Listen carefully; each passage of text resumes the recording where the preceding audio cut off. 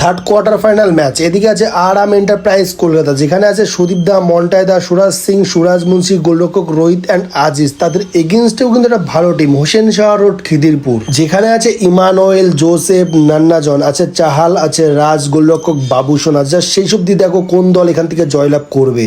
এদিকে হোসেন শাহ রোড, খিদিরপুর দলের হয়ে আরাম এন্টারপ্রাইজ, তার গোলরক্ষক আছে রোহিত রোড, খিদিরপুর কলকাতা।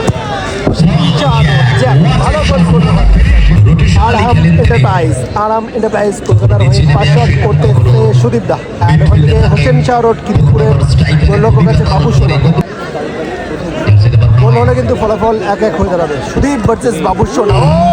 অনেক গোল সুদীপ দা, অনেক। হোসেন শাহ রোড খিদিরপুর দলের হয়ে দ্বিতীয় শট করতেছে বাবু সোনা। দেখবো এখান থেকে বাবু সোনা কি করবে। বাবু সোনা অনেক গোল, বাবু সোনা অনেক গোল, ভালো গোল।